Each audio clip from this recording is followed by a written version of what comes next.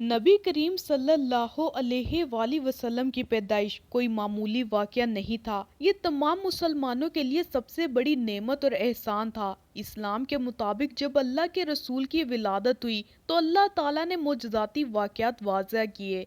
ये वो चीजें थी जिनके बारे में पहले कभी किसी ने सोचा या तजर्बा नहीं किया था। कुरान पाक में मौजूद है, बेशक अल्लाह सुब्हाना ताला ने मोमिनों पर बड़ा एहसान किया जब उसने उनके दरमियान उन्हीं में से एक रसूल भेजा जो उन पर उसकी आयात पढ़ता और उनका तज़किया करता और उन्हें किताब और हिकमत की तालीम देता, जबकि उससे पहले वो सरी गुमराही में मुब्तला थे। हजरत शेख अब्दुल हक मुहद्दिस देलवी रहमतुल्लाह अलैह फरमाते हैं कि रसूलुल्लाह सल्लल्लाहु अलैहि वसल्लम की विलादत के सिलसिले में आयात और करामात बेशुमार हैं, जिनमें से चंद एक ये हैं। कई वाने कसरा लर्जा उठा, उसके 14 कंगरे गिर गए, दरियाए सादा खुश्क हो गया और उसका पानी जेरे जमीन चला गया, और रूत खाना सादा जिसे वादिये सादा कहते हैं वो जारी हो गया, हालांकि इससे कबल उसे मुनक़ता हुए 1000 साल का अरसा गुजर चुका था।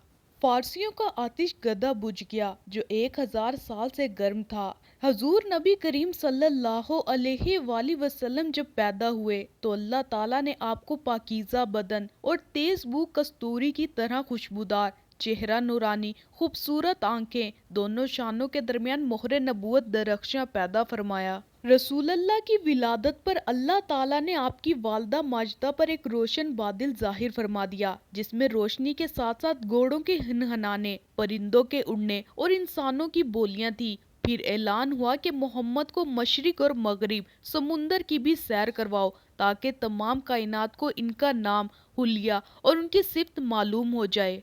फिर हुक्म हुआ कि तमाम जानदार मखलूक यानी जिन्नो इंस, मलाइका और चरिंद और परिंद के सामने पेश करो और तमाम अंबिया कराम के इखलाके हुस्ना से मजीन करो। और उसके बाद वो बादल छूट गए, सितारे करीब आ गए और मनादी ने ऐलान किया कि वाह क्या खूब मोहम्मद को तमाम दुनिया पर कब्जा दे दिया और कायनात का आलम की कोई चीज बाकी ना रही जो उनके कब्जा इक्तदारो गलबा तात में ना हो। फिर 3 शख्स नजर आए, एक के हाथ में चांदी का लोटा, दूसरे के हाथ में सब जुमुर्द का तश्त, तीसरे के हाथ में एक चमकदार अंगूठी थी। अंगूठी को 7 मरतबा धोकर रसूलुल्लाह के दोनों शानों के दरमियान मोहरे नबूवत लगा दी। फिर आपको रेशमी कपड़े में लपेटकर आपकी वालदा माजदा के सुपुर्द कर दिया। आपकी विलादत के वक्त गैब से अजीबो गरीब अमूर जाहिर हुए। आपके नूर से हरम शरीफ की पुष्ट जमीन और टेले रोशन हो गए और आपके साथ एक ऐसा नूर खारिज हुआ जिससे शाम के मोहल्लात नजर आने लगे। आसमानों पर पहले शयातीन चले जाते थे और काहिनों को बाज मुगीबात की खबर देते थे और वो लोगों को कुछ अपनी तरफ से मिलाकर बता दिया करते थे, लेकिन हजूर की आमद से आसमानों में उनका आना जाना बंद हो गया और आसमानों की हिफाजत शहाब साकिब के जिम्मे कर दी गई।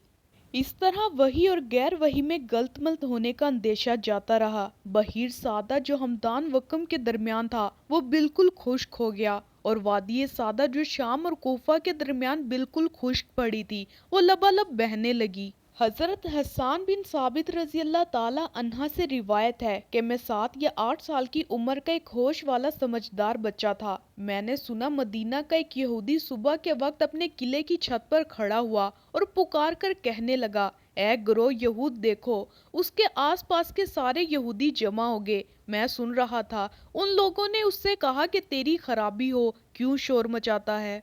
यहूदी ने छत पर से कहा, अहमद का सितारा तुलू हो गया है जिसको आज रात में किसी वक्त पैदा होना है।